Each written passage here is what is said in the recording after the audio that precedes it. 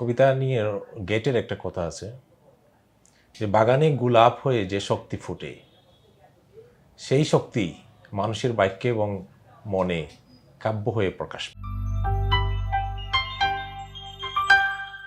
কবিতা আসলে একথাই আমরা বুঝতে পারি আসলে কবিতা সৌন্দর্যই প্রকাশ করে।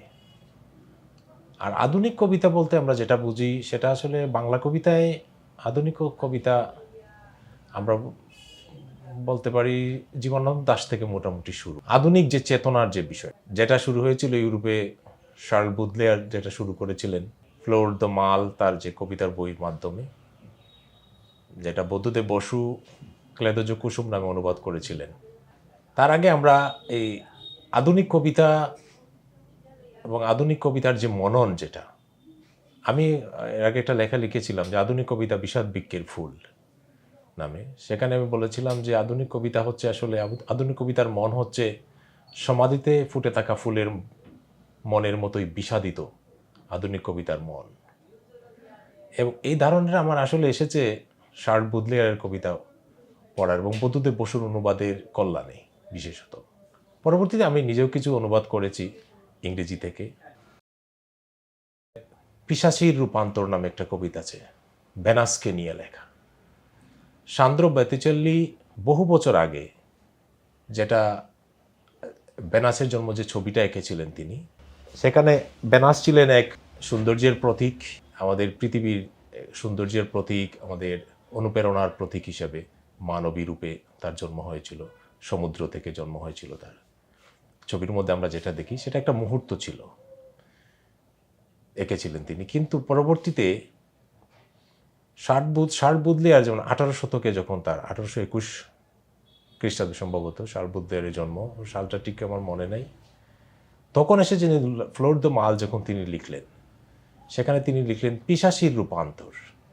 এই পিশাচিটা হচ্ছে ভেনাস, সেই ভেনাস 14 শতকে সান্দ্র বত্তিচেল্লি যাকে আঁকলেন সৌন্দর্যের প্রতীক হিসাবে, তিনি এসে এখানে শার্ল বুদলেয়ারের কবিতায় হয়ে গেলেন পিশাচি, সাপিনী।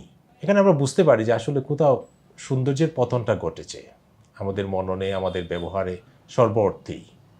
প্রাকৃতিক বিপর্যয় হতে পারে, মানবিক বিপর্যয় হতে পারে, সবগুলোর প্রতীক হিসাবেই এই ভেনাসের পতনটা ঘটে।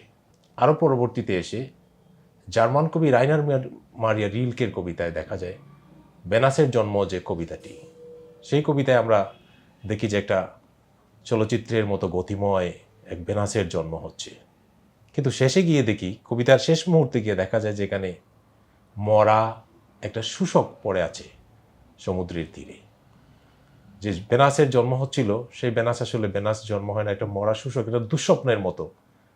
ভেনাসের চিত্রকল্প যেটা পুরো কবিতা জুড়ে সৃষ্টি হচ্ছিল, সেটা কবিতার শেষে গিয়ে দেখা যায় একটা মরা শূষক, সেটা এক ধরনের দুঃস্বপ্ন। সেখানে আমরা দেশে দেখি ভেনাসের পতনটা দেখি, সৌন্দর্যের পতনটা দেখি আমরা।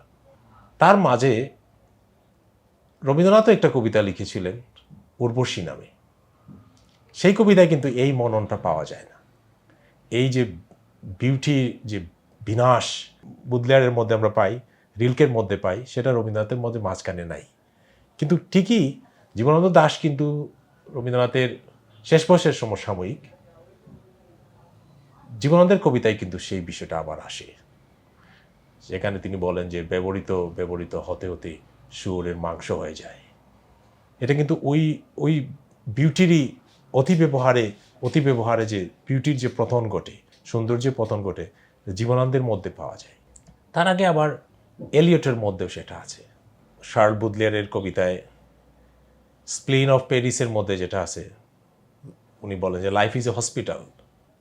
ঠিক টি.এস. এলিয়টের কবিতায় কিন্তু আমরা দেখি যে তার যে প্রথম যে কবিতার বই, যেটা the love song of J Alfred Prufrock, সেখানে এমন এক আশ্চর্য চিত্রকল্প দিয়ে এই কবিতাটি শুরু হয়, দীর্ঘ কবিতাটি। Let us go then you and I when the evening is spread out against the sky like a patient etherised upon a table. সন্ধ্যা শুয়ে আছে আকাশের গায়ে যেন অচেতন রুগীর মতন।